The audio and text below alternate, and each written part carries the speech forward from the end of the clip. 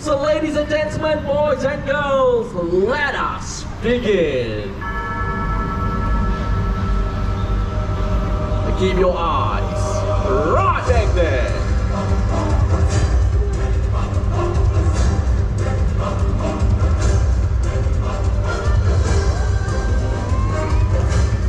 Ladies and gentlemen, that is Nelson, a white-bellied sea eagle. Can be found throughout Southeast Asia. Now he will be making a flight across, so do remember, do not try to reach out and touch the bird.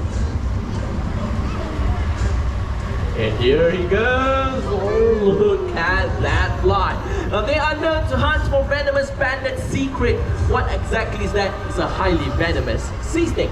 So I have a replica of such prey right here with me. Anytime he's ready, he will come down for the hunting demonstration. Here he comes, in goes the snake. Look at him diving and red snap there. Let's give him a big round of applause. Oh, that was spectacular. So you might be wondering, how do these eagles hold on to such prey? Well, they have scaly legs and rough underside, which allows them to hold on to their slippery prey. Now watch what happens when I try to pull the snake away from him. Nelson, can I have this back? Look at that, does not want to let it go. So I will have to do an exchange to separate the bait from the catch, just like this. There you go, I got my snake back. I can always use this for tomorrow. Alright, Nelson, you know you can fly right up here. Excellent. And white-bellied sea eagles can, like I said, can be found throughout Southeast Asia. In fact, they are the largest bird of prey right here in Singapore. Now take a look at him. Don't you think he looks beautiful? Right? It takes about 5 to 6 years for them to reach maturity. And that is when the white feathers that you see here will turn from brown feathers at the age of 5 to 6 years. Hence the name, the white-bellied sea eagle. And Nelson has done well. It is time for to head back home. Let's give him a big round of applause, everyone. Thank you very much. So next up is one of those few birds that have keen sense of smell. Now I'm referring to a vulture, to be exact, a turkey vulture. Now presenting to you, Titan. The turkey vultures can be found from the tip of Canada all the way down to the tip of South America. And they are the most numerous vulture species in the world, numbering way over 7 million in the wild. These birds act as smoke signals. By flying low, it means they have picked up the stench of rotting meat. The big birds like the king vultures, which lack these unique ability, will follow the turkey vulture's lead. But it will be the job of those big vultures to rip apart tough carcasses, because turkey vultures' beaks are not strong enough to do the job. Take a look at this nostril. Can you see that it is hollow? Right? Now, contributing factor in a keen sense of smell, way better than other species of vultures. And Titan has done well, and it's time to head back to his trainer. Come on, off we go. Thank you very much, our turkey vulture. Thank you, everyone.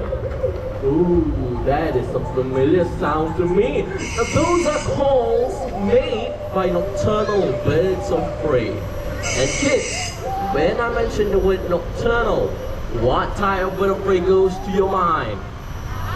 Owls, that's right. Now take a look around you. Can you spot the owl hiding in this area? Where is the owl?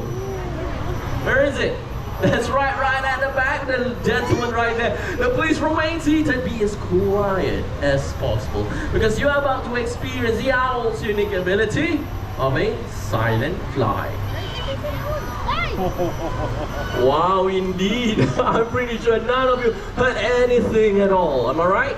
Yes? Well, this is because owls have very soft edges at the tip of their feathers. So even when they flap those wings, there isn't any sound at all. The sound frequency will be absorbed by those feathers.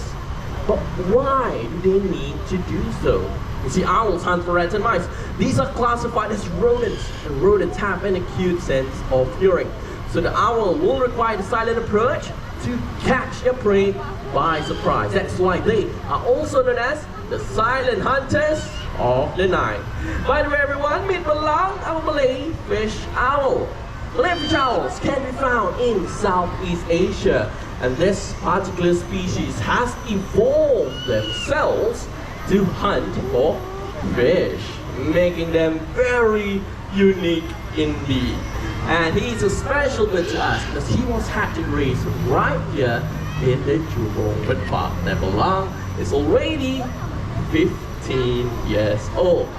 Now I'm pretty sure some of you noticed there is one owl right at the back. That is Soren the barn owl. The barn owls are commonly found throughout the world except for Antarctica. And they have hyper-sensitive hearing, which enables them to hunt in total darkness. Pretty cool, right? Now, these two birds are special to us. As I mentioned earlier on, Belang was hatched and raised 15 years old. Soren is 8 years old. That's right. Now take a look at their eyes. Do you notice anything different about the colors of their eyes? Yes or no? Yes? Now what color are Belang's eyes? Yellow. So how about Soren's eyes? Black. Now what does that mean? Well, it means that these two owls hunt during different period of time. And the barn owls in general hunt during night time. The Malay fish owls hunt during daytime. That's right. And there is another color. It's a color, pumpkin orange. For owls with pumpkin orange colored eyes, they hunt during dusk or dawn. That's right. And you know what, Soren? How about you head back home? Let's give it up for Soren, everyone, our barn owl. Bye-bye. Wow, amazing flight there. And I'm pretty sure everyone knows that owls are able to turn their head all the way to the back. Now, how many degrees do you think they can do it for?